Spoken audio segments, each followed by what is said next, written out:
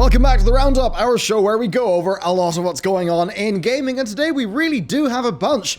Halo Infinite has got a new release window, CD Projekt Red are responding to Cyberpunk, and, well, some of the reviewers like Skillup honestly seem to be just a bit messed around by the rules.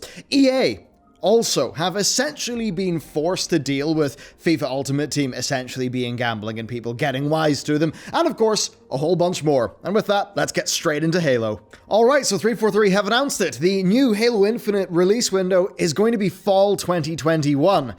Ouch, that's quite a delay. Now, this came via blog from their new game director, John Statton, who is an interesting guy. He's actually ex-Bungie, and he took over after Infinite's really rough E3 showing. You know, it was just a lot of leadership from 343, just kept on disappearing from the Halo project, and now he's in seemingly to see it over the line. So there you have it, you know. 2020 has turned into 2021, so the game's going to be just under a year late, and still this delay has got enough wiggle room that they could delay it from fall to, like, come out just before the holiday window if they really needed to. And things have generally been a bit more quiet in the Halo front since the delay, save a little bit of microtransaction and cosmetic drama that happened a few weeks back. But this new blog actually does change that up a bit. So they've detailed graphical overhauls. I think we can all agree that was needed. Their art lead outlined improvements to dynamic and volumetric lighting, shadows, ambient occlusion, all needed things, especially if you watch those Digital Foundry videos, and especially if the game is coming out late 2021, because the field will be more competitive then. They've also got new solutions for pop-in and the texture issues that we saw as well, so that's really good. And NPC facial animations, they're now fully turned on. Apparently that stuff was just not in place for the reveal, and that is why Craig the Brute looked the way that Craig the Brute did. Now, he did end up saying that, Statton that is, that when he joined the team, he played through the Halo Infinite campaign twice during his first week on the job, and he said that he came away stunned in the best possible way. Now, he obviously would say something positive there, and he will want to be publicly seen to rally around the team and all of that stuff, so, you know, makes sense, good leadership. But I think it could tell us one thing, because assuming it's not a lie, then yeah, I guess it seems the campaign is actually essentially finished, or mostly finished, from a development perspective, and if that is the case, then really the problem is probably not the gameplay of this new Halo title, it's probably the general way it's put together, right? The graphics, the tech, all of those things. So perhaps that's the stuff they're really going to have to focus on to make it, you know, be a great campaign that is housed within an overall great product. Personally, I'll say I'm very happy about this delay. I love Halo. It's had a rough time. I would hate to see Infinite suck to the point where it could maybe seal the deal for the franchise's sort of top-tier status. So, there's that. Now, speaking of other things you can check out, this month's Patreon. You can head up there for the really sexy Death Knight pin and a whole bunch of art. So there are Art Plus stickers to adorn your walls and things. A lot going on Patreon. We're also rolling out, of course, the daily briefing gaming newsletter every single day of the week. And also a bunch of BTS. I put 2 vlogs up today and, well, we're now carrying out a massive rebuild of how we work. We're using Notion, by the way, and it's a really cool setup. So with that, I'll be detailing a lot of behind-the-scenes content that if you're a productivity junkie, you will love. The support there has been awesome. Your feedback is also extremely awesome and helpful as we look to advance this channel, just where we're going, what we're doing into the new year. So, thanks. With that said, Cyberpunk time. A fair bit has happened with Cyberpunk. So, following the epilepsy discovery that we detailed yesterday, charities have hopped on, there's been calls to action, and CD Projekt Red have responded to people. They have announced that they are planning to include a separate in-game warning of the, basically, you know, of the effects, in addition to what's in the EULA, and that they are actually currently, their dev team is working on a permanent solution to the problem. So I guess that's maybe some sort of modification to the effect, or maybe just some sort of graphics option. Overall, this is good, though gaming attorney Richard Hoag does warn that they could face lawsuits if they don't fix this up. Now, reading in between the lines there, does that suggest that the game doesn't actually flash an not flash, but, you know, show an epilepsy warning at the start? Because if it doesn't, then surely there is a legal liability there. Anyway, that's the situation. Not ideal, but they are working on it, which is good to see, and they were pretty quick to respond. In terms of other Cyberpunk news, reviews. We did talk a whole bunch about them in yesterday's video, right? They're out in the wild. We generally know what people think, but, well, the more interesting thing is the reviews that are not really there. Skillup of course, I mean, we basically all love Skillup. We think he makes great content, and he delayed his review because he was not able to comply with CD Projekt Red's embargo. This is something we touched on. The embargo sucks for video people, right? Reviewers were told to use company-supplied B-roll. Their own footage was not allowed. And the company-supplied B-roll was stuff that obviously shows the game off in a positive light and does not show the realistic gameplay experience that people reviewed, which was one that was full of bugs. So Skillup said that he was disappointed by CD Projekt Red's belief that, as he put it, reviewers should simply be rolling out more marketing material. Because that's what the B-roll that people would have to use is, marketing material. He's absolutely correct, and I'm looking forward to his review. A lot on this one, and the same from other video people, though we do have this tease from him, that the game is extraordinary, but clearly unfinished at this point. And of course, B-roll supplied by CD Projekt Red will not convey that. That's terrible for reviews, and it's deeply disappointing to see from the usually consumer-friendly CD Projekt Red, who now seem like they're scrambling to prevent a Mass Effect Andromeda-like memeing of the buggy state of their game. That's this type of thing. It's not what we expect from them. We generally like them a lot. We have to hold them to standards, or else we're just being corporate shills. Next, a hidden message has appeared that has basically said the team has learned a lot from working on The Witcher's expansions, and that expansions are coming, and that they will be impactful narratives you won't soon forget. Which, I mean, is both expected and exciting, you know? I mean, issues of the game aside, I can't wait to play it once it's actually all working well. And they say the free DLC kicks off early 2021. Yeah, I mean, CD Projekt Red previously said they wouldn't be detailing DLC until after launch, right, to get bugs and issues out of the way. So this, I think, really just is intended as a tease. Well, there you go. That's a Cyberpunk situation. It is sad that the buggy state of this game has marred what should have been a launch that would have been really, really good and happy for a game that undoubtedly is extraordinary once you get past its issues.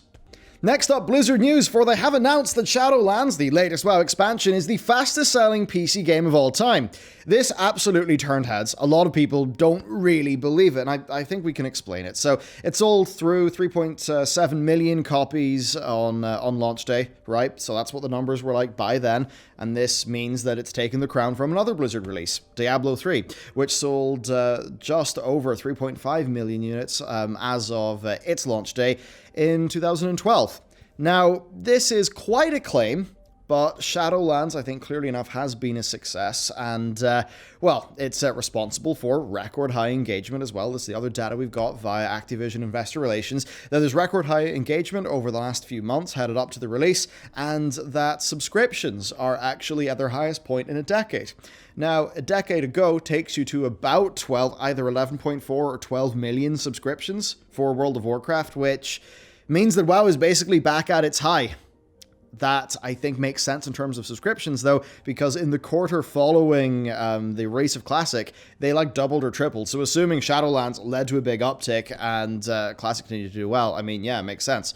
I'd also say, for the people who do not believe this number, number one, if you lie in a statement like this, then you are misrepresenting truths to investors, and the Securities and Exchange Commission of the US will give you a slap. So if they are flat out lying here, then that's legally very not a thing that they should do.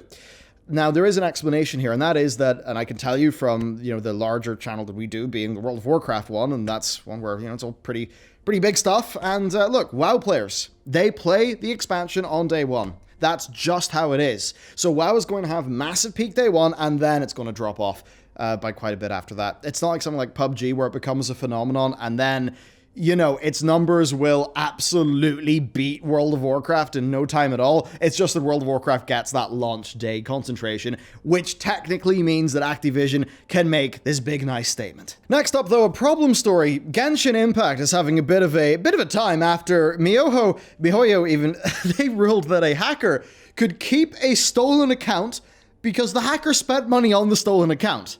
This is a very weird situation, and it came via Redditor who shared screenshots with customer service that are just damning. I mean, we even got it from someone in our email and a whole bunch of things. This was really blowing up. So that's obviously, there's not much else to say other than that's absolutely terrible.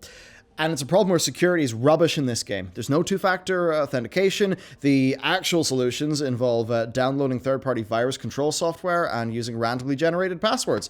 That stuff is not as good as it should be, right? And here's the thing, Genshin is a game, like with maybe World of Warcraft in the past, where your account value is really important. People will want to hack or buy an account that has certain characters, because those characters are maybe rare, right? Super rare gacha pulls, it could be very expensive, so rather than play the chances, buy a hacked account.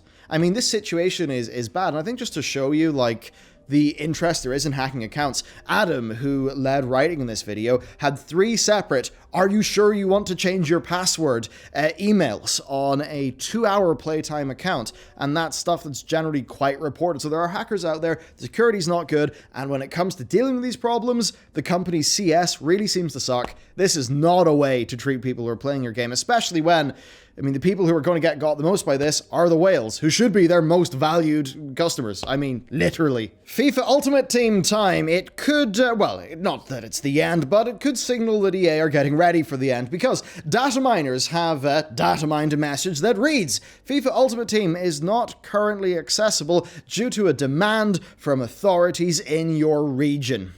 So that's been data mined. It's apparently an in-game pop-up. We don't know anything else. We've not seen comment from EA, but it's obvious that this is EA basically creating, assets and preparing for more regional scrutiny to happen for their service. I mean, it's pretty obvious. That's why they put this message in. I think they likely see the writing on the wall, so suffice to say, watch this space. Other quick news hit. Insomniac Games have done something actually pretty damn awesome for Spider-Man Miles Morales, where there is, as of a recent update, a 1080p 60 FPS performance mode with ray tracing. And sure, the ray tracing doesn't look as good, but unlike the, in my opinion, horrific feeling to play fidelity mode, yeah, that game 1080-60 feels incredible to play. So, a great change from them, and it's always good to see gameplay actually be, preferred by people making video games. And then another quick hit in delay land. Prince of Persia Sands of Time remake has been delayed from January to March 18th, with the reason being that they need more time. And if you've looked at it, yeah, I think they did need more time. The reaction was not particularly stellar. That said, what can they do in 2 and a bit months? Not really that sure. So anyway, if you were really looking forward to that, I guess you just have to find a way to play the old version, which you should, because it's great. And finally, it's time to end today's video with a really big story, actually. We've got new details on the very mysterious Project Athia, courtesy of Imran Khan, and it seems major. He said that Squeenix are heavily invested, and that they essentially hope this is going to be the next Final Fantasy or Dragon Quest. And that is big in terms of franchise. Now, this was a secret project, he says, that's been worked on for a very long time, to the point where staff were actually misled into thinking that the game they were working on was actually Final Fantasy 16. And this is all, like, the sort of project that he says, like, the CEO is directly involved with. So this seems like absolute big top-level Squeenix business. Now, Khan was hesitant to say what the game was actually about, but it's clearly intended, right, to be, like, the next big thing. And there's another bit of evidence that supports that. Sony have snapped up at least 24 months of exclusivity on the project. That's pretty mad. I mean, that's not as good as total exclusivity, but it's near as for so many people, especially for people who are interested in the game. And man, yeah, I think this shows that Sony really wants it, and I think that means that Sony have done their due diligence. They've looked at it, they've vetted it, and maybe that actually suggests that it could be of roughly that expected quality. So, overall, pretty big, interesting news today, I've got to say. And of course, if you want to support our team, get some cool loot, see some cool BTS, you can check out the Patreon. Other than that, let me know what you think of the news today. I'd love to hear. And yeah, I'll see you in tomorrow's video, because guess what?